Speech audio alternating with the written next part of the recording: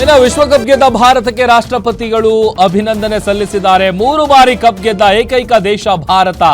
ಸತತ 2 ಬಾರಿ ಕಪ್ ಗೆದ್ದ ಏಕೈಕ ತಂಡವೂ ಕೂಡ ನಮ್ಮದೇ. ಇದು ನಮ್ಮ ಕ್ರಿಕೆಟ್ ಪ್ರಿಯರಿಗೆ ಅಪಾರ ಹೆಮ್ಮೆ ತರುವಂತಹ ವಿಚಾರ. ಎಕ್ಸ್ ಖಾತೆಯಲ್ಲಿ ಅಭಿನಂದನೆಯನ್ನ ತಿಳಿಸಿದ್ದಾರೆ ದ್ರೌಪದಿ ಮುರ್ಮು ಅವರು. ರಾಷ್ಟ್ರಪತಿಗಳು ಅಭಿನಂದನೆ ಸಲ್ಲಿಸಿದ್ದಾರೆ. 3 ಬಾರಿ ಕಪ್ ಗೆದ್ದ ಏಕೈಕ ದೇಶ ಭಾರತ ಅನ್ನುವಂತಹ ಹೆಮ್ಮೆ ಇದೆ. ಸತತ 2 ಬಾರಿ ಕಪ್ ಅನ್ನ ಗೆದ್ದ ಏಕೈಕ ತಂಡವೂ ಕೂಡ ನಮ್ಮದೇ. ಇದು ನಮ್ಮ ಕ್ರಿಕೆಟ್ ಪ್ರಿಯರಿಗೆ ಒಂದು ರೀತಿ ಹೆಮ್ಮೆ ಪಡುವಂತ ವಿಚಾರ ಅಂತ ಎಕ್ಸ್ ಖಾತೆಯಲ್ಲಿ ಅಭಿನಂದನೆಗಳನ್ನ ತಿಳಿಸಿದ್ದಾರೆ ರಾಷ್ಟ್ರಪತಿ ದ್ರೌಪದಿ ಮುರ್ಮು ಅವರು. ಅತ ಪ್ರಧಾನಿಗಳು ಕೂಡ ಟ್ವೀಟ್ ಅನ್ನ ಮಾಡಿ ವಿಶ್ ಮಾಡಿದ್ದಾರೆ.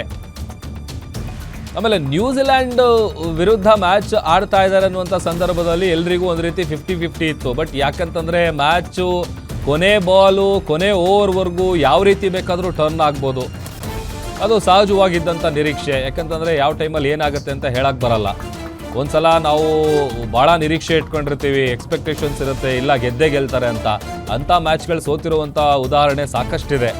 ಸೊ ಹಾಗಾಗಿ ಈ ಫೈನಲ್ ಮ್ಯಾಚಲ್ಲಿ ಬಟ್ ಯಾವಾಗ 255 ರನ್ನನ್ನು ಹೊಡಿತಾರೆ ಅಲ್ಲಿಗೆ ಆಲ್ಮೋಸ್ಟ್ ಎಲ್ರಿಗೂ ಒಂದು ಧೈರ್ಯ ಇತ್ತು, ಇಲ್ಲ ಅಷ್ಟೊಂದು ಟಾರ್ಗೆಟ್ ಕೊಟ್ಟಿದ್ದೀವಿ ಅಂತಂದರೆ ಪಕ್ಕಾ ನಾವು ಗೆದ್ದೇ ಗೆಲ್ತೀವಿ ಅಂತ. ಆಮೇಲೆ ವಿಕೆಟ್ಗಳು ಹೆಂಗೆ ಹೋಗ್ತಾ ಬಂತು ನ್ಯೂಜಿಲ್ಯಾಂಡು ಅಂತ ನೋಡ್ತಾ ಹೋಗ್ತಾ ಇದ್ರೇ ಅದರಲ್ಲೂ ಬ್ಯಾಕ್ ಟು ಬ್ಯಾಕ್ ವಿಕೆಟ್ಗಳು ತೆಗೆದಂಥ ಸಂದರ್ಭದಲ್ಲೇ ಜೋಶ್ಗಳು ಸಿಕ್ಕಾಪಟ್ಟೆ ಇತ್ತು. ಸದ್ಯ ಈಗ ರಾಜ್ಯದ ಮೂಲೆ ಮೂಲೆಯಲ್ಲಿ ಸೆಲೆಬ್ರೇಷನ್ಗಳು ಹೇಗೆ ನಡೀತಾ ಇದೆ ನೋಡಿ, ಚಿಕ್ಕ ಮಕ್ಕಳೆಲ್ಲ ಹೆಂಗೆ ಸೆಲೆಬ್ರೇಟ್ ಮಾಡ್ತಾ ಇದ್ದಾರೆ ಅಂತೇಳಿ. ಆಮೇಲೆ ಜೊತೆಗೆ ಒಂದು ಕಡೆ ದ್ರೌಪದಿ ಮುರ್ಮು ಅವರ ಟ್ವೀಟನ್ನು ಕೂಡ ನಾವು ನಿಮಗೆ ತೋರಿಸ್ತಾ ಇದ್ದೀವಿ. ಭಾಳ ದೊಡ್ಡ ಪೋಸ್ಟನ್ನು ಹಾಕಿದ್ದಾರೆ.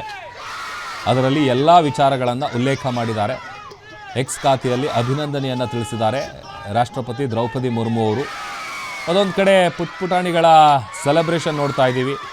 ಆಮೇಲೆ ಈ ಗಲ್ಲಿಗಳಲ್ಲಿ ನೀವು ನೋಡಬೇಕು, ಈ ಥರದ್ದು ಮ್ಯಾಚ್ಗಳಾದಂಥ ಸಂದರ್ಭದಲ್ಲಿ ಹೇಳಿ ಕೇಳಿ ಫೈನಲ್ ಮ್ಯಾಚ್ಗಳು ಇದ್ದಂಥ ಸಂದರ್ಭದಲ್ಲಿ LED ಸ್ಕ್ರೀನ್ಗಳ ಹಾಕಿನೋ ಅಥವಾ ಪ್ರೊಜೆಕ್ಟ್ರ್ ಹಾಕಿನೋ ಏನೋ ಒಂದು ವ್ಯವಸ್ಥೆ ಮಾಡಿರ್ತಾರೆ.